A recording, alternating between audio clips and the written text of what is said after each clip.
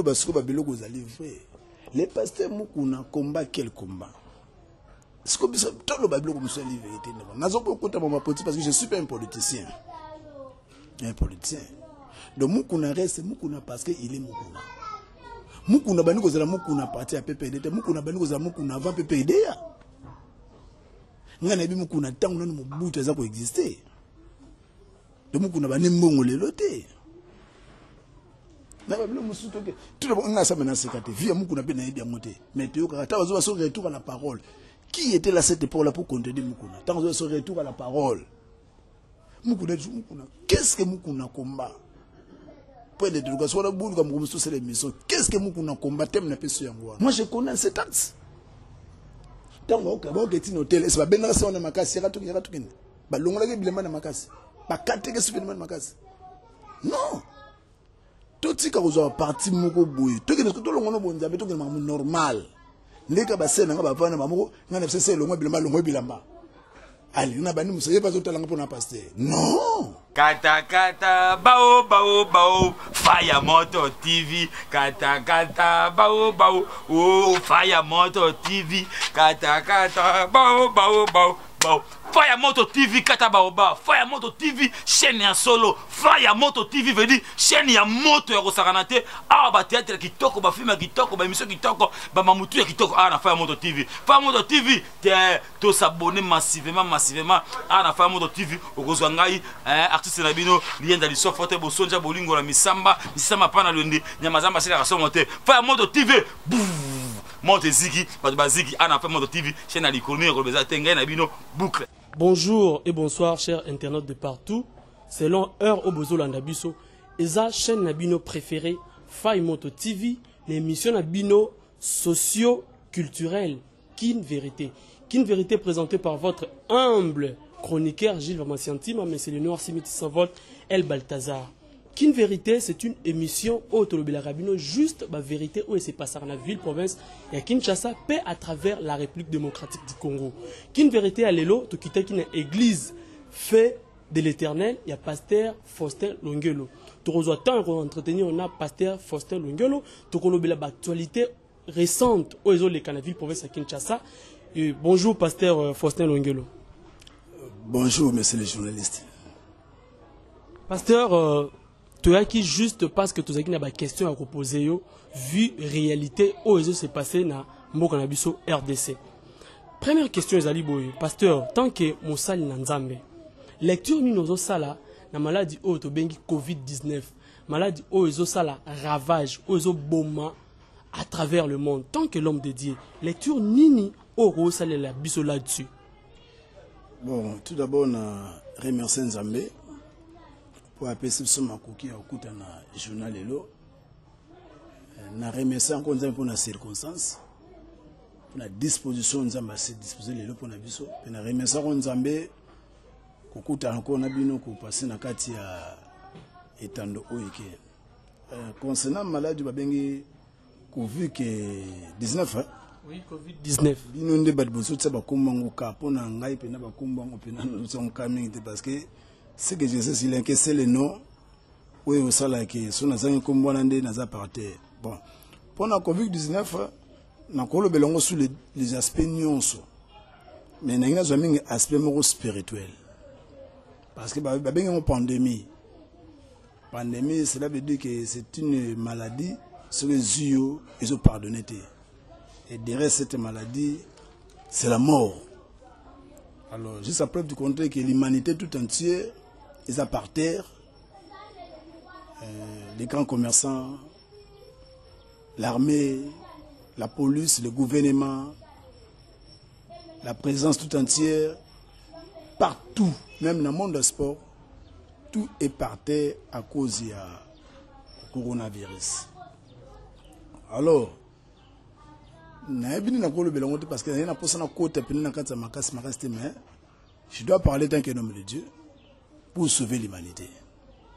Alors, dans la Bible, dans le livre Apocalypse, le chapitre 6,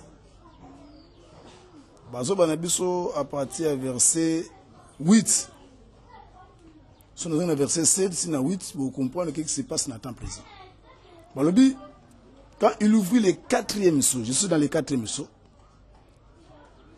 j'ai entendu la voix du 4e être vivant, le 4e être vivant, qui disait, viens. Et j'ai regardé et voici paru un cheval d'une couleur pâle. Celui qui le montait s'est nommé la mort. C'est nommé la mort. Et le séjour des morts l'accompagnait.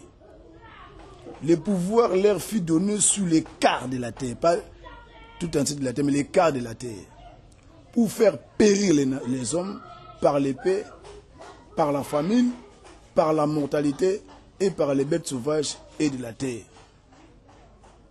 Dans ce nana fongolaka et l'autre moment mon kababi que 4e cheval, on parle sur la 4e génération. Et surtout dans la Bible, sur la 4e génération ne passera pas. Ne passera pas. Surtout dans la Bible, je suis bien, je sais que Maramou le grand à Sodome et Gomorre, n'attend que vous allez plus pire. Pour nous attendre que moi en Nzambe, n'abi que zali azarti. Azarti parce que pas Nzambe lo monte les gars Nzambe. Nzambe a un contrôle ya makambu nyonso, ya makambu nyonso. Donc ngana ko ba ke na angle la spiritualité c'est na quatre kuna. Tant to comme na tango que cheval mo ka telemi. Or tant l'autre la caractéristique ya cheval, aza animal ou qui makambang makas. Il y a un virus, on a sur les yeux, donc ils ont tardé, ils peuvent se tenter, ils ont réfléchi, ils ont ça le testament, ils ont ça n'importe quoi, ils ont moment. Donc, tant tout à l'heure, on connaît bien, pour moi, il y a un angle spirituel, au cours de ma monde, nation, comme ça, Jésus m'a cassé. Sauter le pénal bien, maladie, on est frappé pénaté. Il est frappé pénaté. Parce que la Bible a payé ça humble. Maladie n'est frappée. Maladie frappée mi ba pays au bazali ba tombona libela. Ba ngonde ba kolo mons. Ba ngonde ba zo diriger mons. Maladie on expliqué ba ngoké ngana leki bino. Mais ba préso baza humble, ba mboko za humble, tu vas remarquer cette maladie n'a pas vraiment frappé. Na ko par exemple ka ya mboka na RDC. Cette maladie est frappée na RDC. Moi je dirais que ça frappe les païens. Et ça frappe les païens. Parce que sur l'Ancien Testament, dans Exode chapitre 12, maladie m'opèle kanaka. Quand tu pandémie, elle est le coup de Zoubouma, elle peut s'amicolo. Mais maintenant, on a babi na boutou moko kaka, Exode 12, boutou moko pamba. Angeliwa, les gars, bouma, tous les premiers nés, il y a des Égyptiens. Donc, bateau, nous sommes les bandes en clos à Moïse. Bateau, nous sommes les marques à 100 Jésus. Il y aura bien ça, la marque ya sang de la bête c'était niamo bakata kingwana ba batona nyonso ba premier né na bango bakufaki. Donc en Égypte il y a une deuil total en commençant par le roi jusqu'au petit peuple ndaku nyonso basaki ne bembe na butu moko mais excepté ba o batamaki na sina makila na Jésus. Donc pasteur, si je vous comprends bien, to affirmer thèse voilà que to comme une attente de la fin. Non, ce n'est pas pour le temps de la fin. C'est le début du temps de la fin. Il y a un début, il y a aussi les fins. C'est le début. Ce n'est pas pour le temps de la fin. À ce moment-là, début, ce moment fin, ça veut dire que c'est le début. C'est pas pour le temps de la fin. Non, tout le monde est makambote. On a dit corona. On a dit corona. Bote ba fleur venenza même au banda, so ba fleur nza mabeta kapena au bib après c'est ban et lobby. Oh, biki sabatu. Na kisi moi bimi batu omela babiki. Covid organique. Sûrement ceux qui eza le début du temps de la fin pardon. Virus oeza créé par les hommes. Donc bateau va créer le temps de la fin. Non. N'habite le temps de la fin. Temps de la fin ça les loté. Mais virus oeza créé par les hommes, par les humains. Oui. Na ko so na verset mon na Bible ba Bible na biso boye na Luka ngonza masunga ngai sur le monde entier est sous l'empire du diable. Il y aura bien le monde entier est sous l'empire du diable. Nabandeli, le monde entier est sous l'empire du diable. Le monde entier est sous l'empire du diable. Tu vois, et moi, je provoquer biloko na bango, provoquer la maladie na bango. Et ça peut maladie de bosser à provoquer. Même si les a provoqués, ils sont inventés par les hommes. Mais il faut y bango. Niama ou elle a l'idée sur la rate à l'idée. Niama ou ya tobola lino za nakata lino. Armo ego beta pour mokili la les makata mokili. Donc on a go bayangwana. Donc, j'ai toujours eu l'habitude de dire les propos tenus n'engagent que mon invité. Nous entretenons avec le pasteur Faustin Lungelo, l'homme dédié. Né à Mekiko décortiqué en ce qui concerne la maladie du coronavirus appelée Covid-19. Pasteur, face aux enjeux à maladie Oyo, le président de la République a décrété l'état d'urgence, a suspendu qui va rassemblement nyoso de 20 personnes. Mata, prévenez, les églises, les écoles, toutes les activités sont suspendues. Mais, tu remarques que le pasteur, vos collègues, instaura qui système moko, moutounyoso, a rekopitia offrande nae, action de grâce nae, dîme nae, via ba réseau de communication de la place. Comportement wana, o ba collègue nae, pasteur, bazako affiché, to ba adopter. Est-ce que ezali convenable? Tant monsieur pour faire partie à bateau baza na rythme wana. Merci beaucoup na moni maman etamboli makasi mingi koleka makasi fo. Merci beaucoup ndeko na ngai. C'est très bizarre.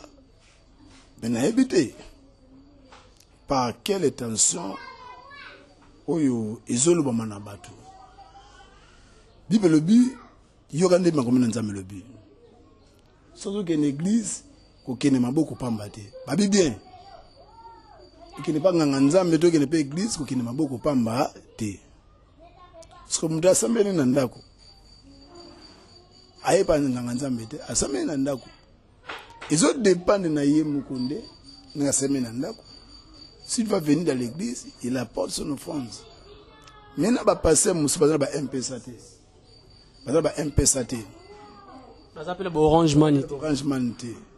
Et ça peut bandi me belé lelo. Ned ba mama pesa biso biso bandi mina biso lelo ba mama ba teka ba ndunda ba tomate na ba piku ko sala ba biloko la te. Ce qu'on peut se faire nene. Donc on a dépend na mutu na classe ya bato ça la bango liboso église. C'est pas aussi mauvais. C'est très bien pour na bato mo non. Moi na ke de msenet ngai na zoalem su dimande mo aux États-Unis via banque. Et ça la kanango. Continue pas la banque la zone ngai. Mais ça va ndimi mususu pe. OK, aye beta ko manipuler téléphone té. Maman M-Pesa de pona nguda linga ngote. Bato ba maman ba question lo bazali maman ba kanga mongo na singa liputa. Ba kanga na ba kata bazali. Parce que ya bongo pesa ndedi. Non, et ça il est mieux que le baboui. Le cola balobi qui rassemblement est à la 20 té. Wana zo ono sima. Base à la 20 té. Na c'est à 20 à ta 10 15. Net passé à organiser ba journée. À ça dans l'église je suis à l'église. So mon dimanche j'ai pris pour lui qu'il rentre. Atiki no fandi nae. Facilité na ko lo bayango wana. Oh contribution na côté ma front na ko bayango wana. Donc aux contre na comportement oyo d'autres pasteurs bazupo na cotine de la bango offrande, action de grâce et puis badim. Non habite que je suis contre. Son habite je suis contre moi aussi na mete singa na kingo. Mais ce sont vos collègues. On a discuté pas. T'as la big baza ba collègue na biso. Mutamza na maka ko. Na big ngapi na zwakati. Neti mo na tozo lobby na atiko kashti azali na matadi papa ofana nga habitu ko papa moi 50 nona so tata unité na ke nazui mais ngana biga boy balobaki une partie ya batu mais catégorie muspe ba musubazali o bazana ba portable té bazana portable ya ko sala ba transfert wana té ta babai ke mutabi malibanda té siko mutongo alinga ko sala transfert dango nenge nini abi matia ke na shop na quoi ça alinga sa transfert nini parce que bon n'habite suivement qui avec mon confinement donc je ne sais pas si moi qui ça il est confinement et pour moi n'habite si Pépé peut me contredire J'ai regardé la télé internationale. Partout. Confinement, personne ne sort. Tous à la maison. Mais on a mon so bimé au yo totambola. Totambola biso. Le bien ezaki na njile. Le bien ezaki na kingas Ngasani. Ngasani. Je vous n'ai pas entendu na delfo. La vie est normale. Pour moi, il n'y a pas de confinement. Pour moi, il n'y a pas de confinement. Si c'est le confinement, même il y a beaucoup de choses. Mais si vous confinement, vous allez au retour de mon monde, ça peut oblimater. Oblimater. C'est beaucoup. Oblimater. Pour le monde. Quelque part, c'est comme si, bon, moi, désolé de mon aller. Mais pour la négo, les camouflants, ce n'est pas toujours les pasteurs. C'est que les gens comprennent mal. J'ai suivi aussi la plateforme religieux.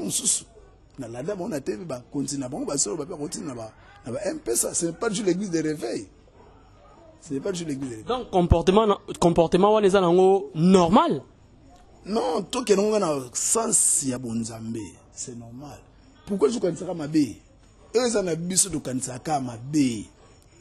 Tu vois? Mouté hôtel, je connais ça au Senga. Mouté bengo na téléphone, je bongo yeme pourquoi parce que bongo au Senga. Non, les comportements bantu mouté kanisaka ma bé. So mouté le bin n'engona, so pena ça bien. Pour ceux qui y sont n'ekono mouté la qui passera le bin n'engona. On va critiquer monter, on va m'abêter. C'est parce que Zali passera dans n'eko musu. Est-ce que toi tu crois aussi que n'deba le bin n'engona banimo ba pesa?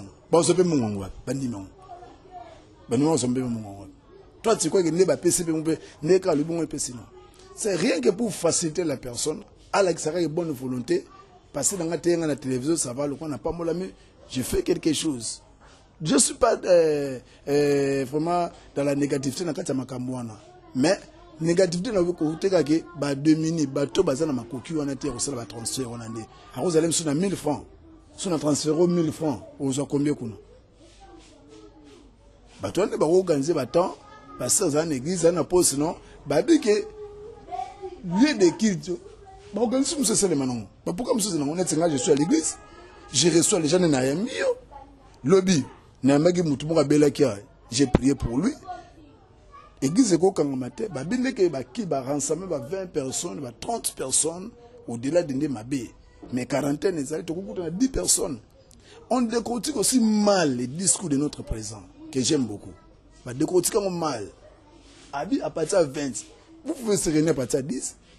Vous croyez que sur la maladie, où est Zangi qui s'est namokili? Qui s'est namokili dans l'église? Qui s'est nyonso namokili? Où est Zangi namokili? Qui s'est namokili dans l'église? Oui, crois-moi. Nous sommes d'accord avec nous. Donc, le pasteur Faustin a dit que nous corona et Arobi Kisaï. Moi, c'est facile. Qu'est-ce dit la Bible? Jacques chapitre 5, verset 15. Un prophète. Avec que si quelqu'un est malade, qu'il appelle les anciens de l'église. N'importe quelle maladie. Corona n'est pas plus que Jésus, plus qu'une maladie à lèpre. Oui, maladie à lèpre. Décortiquer lèpre. Lèpre, comment on est sur la besoin? Lèpre, quand on est sur la besoin. Mais corona peut être contagieux. Corona peut être contagieux. Corona et lèpre est différent. Pour venir à lèpre, on a une quarantaine, musika libana ya mboka. Black était malade. Donc, il y a des coups de besoin. Ozion. Tout à l'heure, il y a besoin. Parce que nous avons un ozion. Corona, oui, corona, mais virus, on a payé à lèpre. Et bouma ma case pour. Et on va tout en une quarantaine. Parce qu'il faut contaminer la société. Tu vois. Mais au remarquer, Jésus, ça bigi sa batouana. Na 50 batouana babika. Nama na bika na maya pamba, cette fois bika. Et bon, on est corona. Corona, c'est quoi? C'est la malaria. Autre forme. Malaria, autre forme. Parce que c'est quand même symptôme. Nathalie statistique, on comprend malaria, presque n'engagé mort. Mais quand on est pour attaquer côté moi, vous avez pris dante. Ok, mais moi je te dis, c'est bandio yaka. Ce monde m'dazan n'a viens avec lui. N'a pas repris le verset biblique. Ce n'est pas guerrier. Couleur au Sénat. Ce n'est pas bien guerrier. Il y a aussi Louis Zaranzela Corona. Louis Zaranzela Corona. Louis Zaranzela chaque attaque on est long. La mort est chaque jour. Louis à chaque jour. Biso sur quoi tu banga Corona.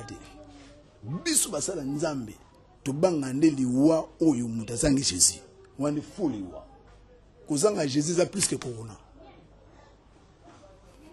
so ozangi Jésus eza plus que corona. Merci. Donc chers internautes de partout, le pasteur Faustin Longuelo Alobi oyo nyonso na corona aya ye akobikisa ye ça va m'adresse Luapula 141 combien à Kinshasa. Je suis sur l'avenue Luapula numéro 141 dans la commune de Kinshasa. L'église Lac Moro chez les prophètes Gédéon. Lac Moro numéro 162. So ke una betwa obikana yo. Eza na gymnastique te kala comme moko ya Jésus Christ. Symptôme na ndenge moko ko bima. Babi aucun démon peut résister devant ces noms-là de Jésus. Si le démon ne peut pas résister, et beaucoup maladie. Toute maladie a été guérie par Jésus. Prévenez, la croix nous montre, la croix nous parle beaucoup de choses. Et ça nous a dit que par ces meurtres-ci, nous sommes guéris. Là, je vous montre maintenant la croix de Jésus. Ça, c'est le terminus de toute puissance du malin. C'est ici que la terminus de toute puissance du malin. Nanzela maladie. Nanzela ba forme nyonso. Quoi que soit comme moi, c'est dû la maladie. Azo comme sida, ils ont maladie. Azo comme typhoïde, ils ont maladie. Azo comme diabète, ils ont maladie. Babi, toute maladie, Christ l'a guéri par ces meurtres-ci. Il n'y a pas match. Ah oui, nous avons reçu pour vous le pasteur Faustin Longuelo. Naïe toujours sur de tout sauf rien. De certaines réalités au Lobama à travers la République. Ici, je m'adresse à toutes les personnes qui s'abonnent à notre chaîne Nabiso, Faimoto TV. Abonnez-vous massivement au sein de la chaîne Nabino, Faimoto TV. À l'intérieur, vous avez une émission entre autres, émission Nabino, Kin Vérité. Kin Vérité, présentée par votre aimable chroniqueur, Gilles Vamasantima, mais c'est le noir 6600 volts, El Balthazar. Là, je me permets donc de saluer Maman Maginza Lakanda, la femme au grand cœur depuis la Suisse. Maman, je vous salue. Grâce Ngoto, Maman Morobien depuis la France. Et puis je salue Maman Sylvie Chiboy depuis la France. Donc je suis dans l'obligation de leur dire bonjour, de les saluer. Pasteur, parlons du temps ancien. Les hommes dans temps ancien, ils sont sacrificateurs. Est-ce que ils ont permis, ils ont bon, na mosali na nzambe asa la politique? C'est ça la question bien. Na lobi boy na tango kala basala nzambe mingi bayaki ba sacrificateur. Je ne sais pas ba sacrificateur le tobe ngamo ba politicien to banani. Éclaircissement mingi to rozwa et panayo. Est-ce que à l'ère actuelle, il est permis ou il est bon d'un homme de Dieu qu'il fasse la politique? Non, tout d'abord la politique c'est des mensonges. Un homme Dieu ne peut pas pratiquer les mensonges. Mais il peut être auprès d'un homme politicien tant que comme un conseiller. Vous avez dit la politique c'est du mensonge. Mais bon, on va exception dans la classe que la politique c'est l'art de bien gouverner. Parce qu'on a c'est du mensonge. Tu sais, la politique au monde, tout ce que c'est au le bar la TV, il y a des salimaka. Il y a des salimaka. Tu vois, au moins on a à côté na katine langaya au bapesier, il peut gérer. Tout le monde va manifester de l'encelé. Il manifeste de l'encelé. Ah bien. So tant que livre wana malamoni ke Congo za paradis. Mais banda bazu livre na ti le monter basala. Dans le 5 chantiers, kuta la programme 5 chantiers, non. Ngana landa Dani, pour ce monde à TV, il parle de 5 chantiers. Place nini autoroute ko banda kutene ko sukela. Mais ti et salemate. Donc analyse nangai. Dans le cas particulier, j'ai vite compris qu'un homme de Dieu ne peut pas pratiquer la politique, ne peut pas faire la politique. Veuillez m'excuser. Dit à toutes ces réalités-là. Mais il peut être auprès d'un homme qui fait la politique pour l'aider, tant comme conseil. Un homme de Dieu, ne peut pas faire la politique. Mais à l'ère actuelle, au sein de notre pays, tout le monde a pasteur, la politique. Pasteur, postuler. Entre autres, nous avons un pasteur député. Au moins, en quelque sorte, que la politicien ermo peso ko ternir image na bino tozo diminuer bino tozo silisa bino na scène religieuse. Bon, au moins l'ambition de la personne va côté la politique. Nous avons sorti de la Nzambe et belé. Nous avons des hommes de Dieu, nous avons des hommes de Dieu. Hein? Nous avons des hommes de Dieu, nous avons des hommes de Dieu. Nous avons les appelés de Dieu et les envoyés de Dieu. Si Dieu t'envoie dans la politique, gloire au Seigneur, Dieu sait comment il sera derrière toi. Mais s'il ne t'envoie pas, ne parlez pas pourquoi, parce que tu as un Dieu, je vais parler au nom de Dieu, pour la gauche, pour la droite. Non. J'ai bien dit que faut baquer, basali nzambe baza ebele. Nous avons mis homme Dieu. Lui va faire rien que les choses de Dieu. Tu vois. Et là, nous sommes bien homme de Dieu. Azam mouta même temps, mouta nzambe. Tu vois, il peut faire quelque chose, mais j'en doute de ce côté-là. Parce que mouta nzambe, autant on est en la politique, tant on est en nzambe. Si vous avez par exemple moko, dans une église, baka ezoya ya ba délivrance, c'est ma problème. Il y a un aussi dans le parlement. Où ça ni? Baka c'est quoi une église? Au tika parlement ou bien au tika église? Je ne sais pas. T'as là les 12 disciples de Jésus. On va dire que panneau publicitaire à Jésus. Il y a des gens qui ont la politique. Il y a des gens qui ont la politique. Mais personne ne conseille que tout ça va politicien. Mais il y a des gens qui ont la politique. Au bout de l'ancienne alliance, dans l'ancienne alliance, il y avait plus ou moins 3 sortes d'onction. Nous avons onction royale pour les rois, onction sacerdotale pour les sacrificateurs. Nous avons aussi les onctions prophétiques pour les prophètes. À chacun était dans son coin. On exerce Onzamba Pessia. Mais d'autres parlaient de Daniel. Daniel ne dirigeait pas. Il était auprès du roi. Auprès du roi. Et la Bible est un aspect sous prophétique, aspect sous doctrinal. Il y a plusieurs aspects. Surtout sur l'aspect nini. Mais un homme de Dieu pratique la politique. C'est très dangereux. Tu vas remarquer même Moïse, il fut le premier roi d'Israël. Mais on a eu sous-conduite à Nzambe. Mais tant administration d'Israël, au moins que Dieu a établi des rois. Dieu a établi des rois. Mais quand Moïse a mis Israël dans le désert, il est le premier roi. Mais quand la diminution va dans la carte on a établi maintenant des rois dans la place de Bango, les prophètes dans la place de Bango et les sacrificateurs dans la place de Bango. On a le bayangwana. Pasteur, le bayangwana. Mais à l'heure actuelle, nous voyons le pasteur, vos collègues, comment ça la politique n'est dans parlons, il y a pasteur Mukuna. Ils ont nouvellement récente. Pasteur Mukuna, jadis, il soutenait les sénateurs Kabila Kabange, lorsqu'il fut président de la République, partout en Europe, même dans l'église, moi, donc, il soutenir à 100%. Ils ont une interview au monde, même dans l'impératrice Ouvine Moleka, que je salue en passant, que le pasteur Mukuna a soutenu l'œuvre. Il y a les sénateurs, Joseph Kabila Kabange. Mais aujourd'hui, le pasteur Mukuna, il se permet à Rolobake, moi, mobile Yuana, à Sala et l'autre morote pour le Congo. Est-ce qu'il y a ton stade? Est-ce que, à Komisa, to appelle ça, mbongo na équipement ya football? Au moment que Mouto a lié mbongo na ye, le pasteur a lié mbongo ya les sénateurs, Kabila Kabange, le leur comme qu'on nié, lecture numéro Salawana, tant que Moussa Lanzambe. Bon, na bani no kolbaki, kolia mbongo ya Mukunza Nzambe, et Mukunza Mboka, on a respecté mingi.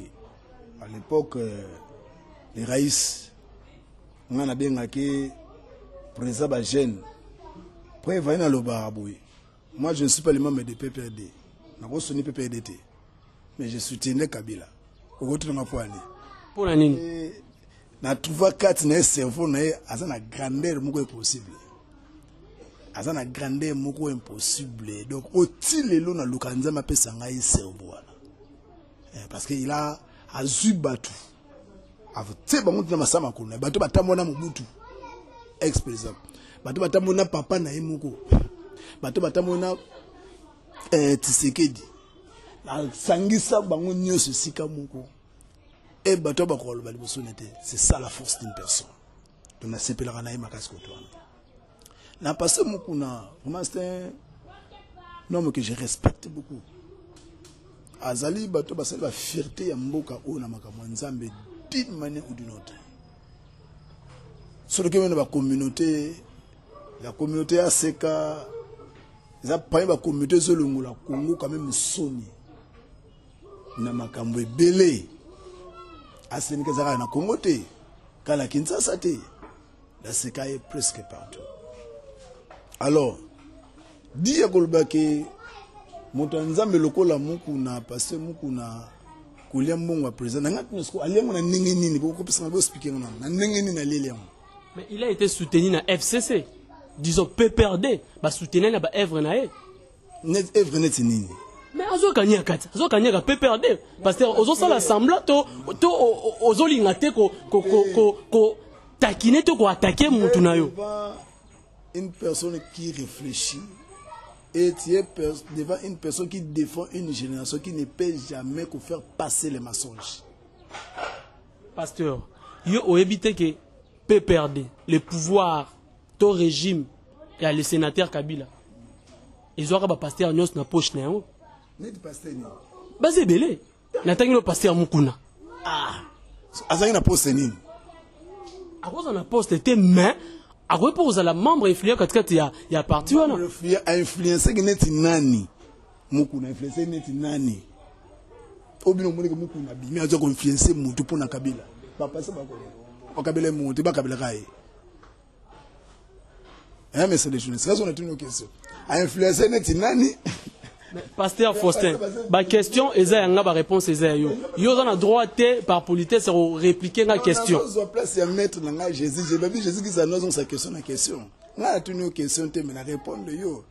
A influencer qui nani. Yo ne sont pas de moi qui influencer ou influencer. Parce qu'on a pourquoi influencer qui bien nous la question de me pécher pour pécher sur la pasteur. Moi ne répondre sur la bien sûr. Pour question dans nous nene. Le régime, ancien régime et influença Ezoa, non le va bien, Ezoa du côté catholique, Ezoa du côté réveil. Donc, bino tout wana, vous avez autour de l'argent. Comportement wana, yomoro autour de il n'est pas permis que basala nzambe basala politique. Au moins que bino moro basala nzambe yango, beaucoup na bino influencer na politique yango. Hein, pasteur Tolo Bapenan. Non, pas influencer na politique. Dans le monde partout, tout au y a ba roi, tout ba président. Il y a des bateaux de benga locaux là-bas, conseil basangate. Mobu tangi na ba conseil basango. Na rotangela yo. Kabila lepe basango balai ba conseiller.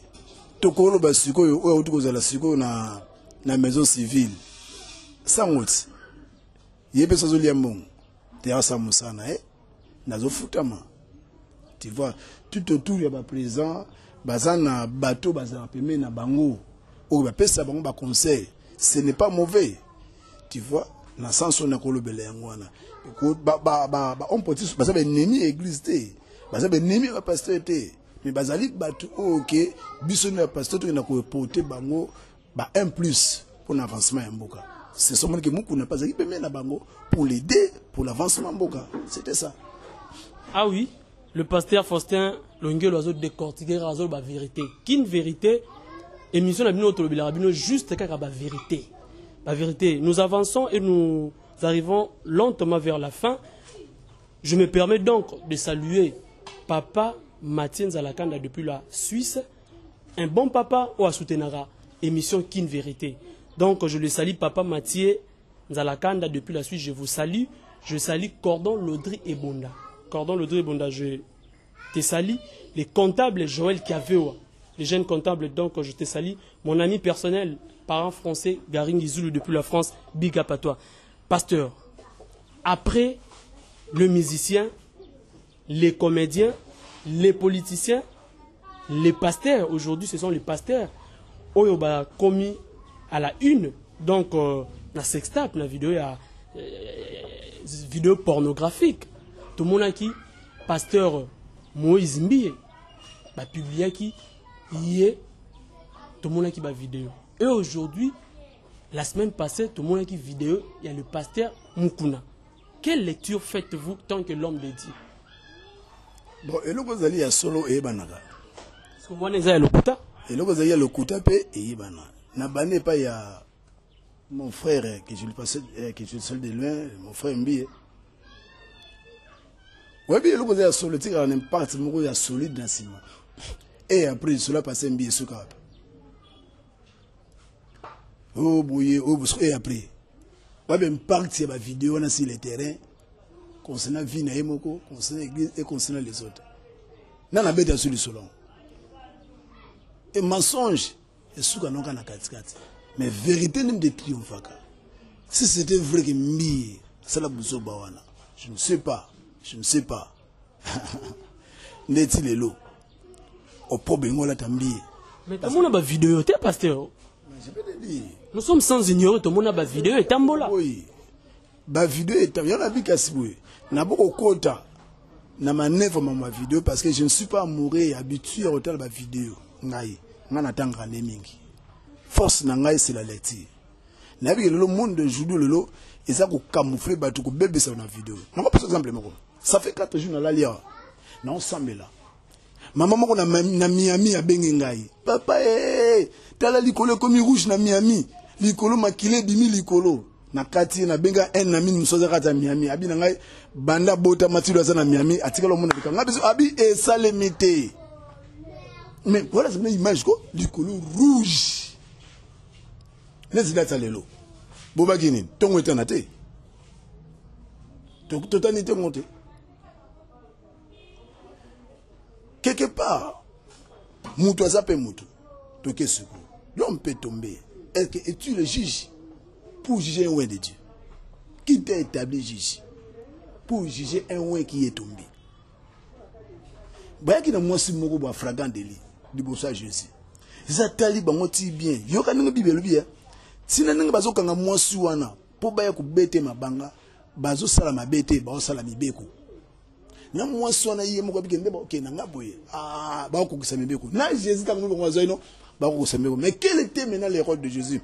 C'est le rôle que c'est l'esprit par laquelle les seigneurs de na siècle présent moko la que les bosso Jésus c'est que en était tanga munu moi sona yé atuni batu wana nyonso nani asale ko boté nani asala masumu te azali banga abeta mwasi oyo nani yango biso dozolo bana mokila nani oyo akobana ngai akomana ashi lokola ngai mwasi mota mona mutakala naye to mwasi nako banga kimbali mota mona mutakala na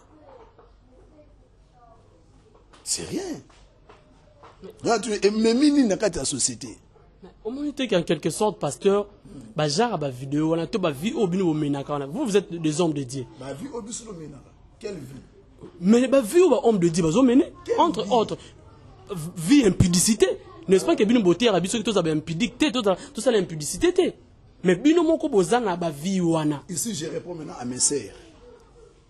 C'est ça mes messages partout notamment la concernant la jeunesse située au sein. Ba sœur na biso be église on est na base réseau ça va passer na nzela. Na ndenge ni pasteur. Tant passer zo que no lingo boyite poani. Mais le pasteur peut au moins va paquet en jeu. Non, attends, tu paquet, Yesu peut battre le paquet de Satan. Attends le paquet, si tu m'as donné un truc, le boue. De ce bateau paquet pour commander, il faut commander quand qui. Bateau paquet, les sapins ne sont pas naïo. Et ça, c'est moi, ça monte à col de ma baie. Yangouana. Nos sœurs ont le pouvoir de ramener les pasteurs dans les rangs. Et la personne qui est le pasteur, c'est le pasteur empirique. C'est Bazali. Mais ma sœur n'a besoin de à la base de la dislocation de l'église. Tabac ça la boulumuna passé, il n'avait rien dit. Tant passé au coumé la pote qui n'a pas le côté. Tant passé au sommet les moutouka a publié en côté, à l'oba côté. Tabac ça la bousou à l'oba côté. Mais tant qu'on a un terrain nésaté, n'a pas l'oba. Non, Dieu va les condamner. Moi je condamne cet acte. Tant qu'on a un hôtel, c'est pas bien ça on a ma casse, il y a tout qui est. Bah l'ongla qui est bien ma casse. Bah quatre qui est super ma casse. Non. Totika kozwa parti moko boye. Toki nesko tolongono bonzabe toki mamu normal. Ndeka basena nga bavana bamoko ngana sese longwa bilamba. Allez, on a banni Moussa, il n'y a pas de talent pour un pasteur. Non. Elle a plein son pour déclarer. Il y a un seul mot à zong sa pasteur moko munen mboko na ko lobate. À zong sa giga. À ce pasteur si tu oses encore de me dire ça. Non, sans ça. Pasteur à zonga normal. C'est vous laisser. Il y a un bon délit pour le pasteur nion son nzamba pe sabina makukiwana. Il y a que résister. Pour s'emboîter, passer à s'embrouiller pour s'embrouiller parce que nous t'avons passé les bêtises. Non, ensemble, minute pour s'embrouiller. Et après, beaucoup de va parler et après, Mbia tire qu'un billet, église bêtelle, église bêtelle, il a une petite quelqu'un Eliane.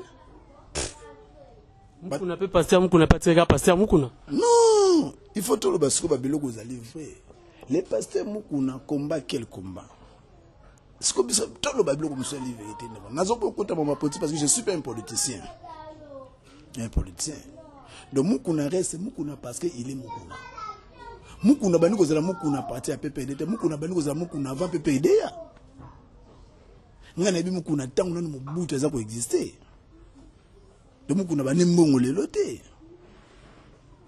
Na babelo musuto ke tout le monde ngasa mena sekate via Moukouna pe na yedi amoté. Mais tu ka ta bazo so retour à la parole. Qui était là cette époque là pour contredire Moukouna? Tant que ce retour à la parole. Moukouna, qu'est-ce que Moukouna combat? Qu'est-ce que Moukouna combat? Ah oui, nous sommes arrivés juste à la fin de notre émission. Nous avons reçu pour vous le pasteur Faustin Longelo.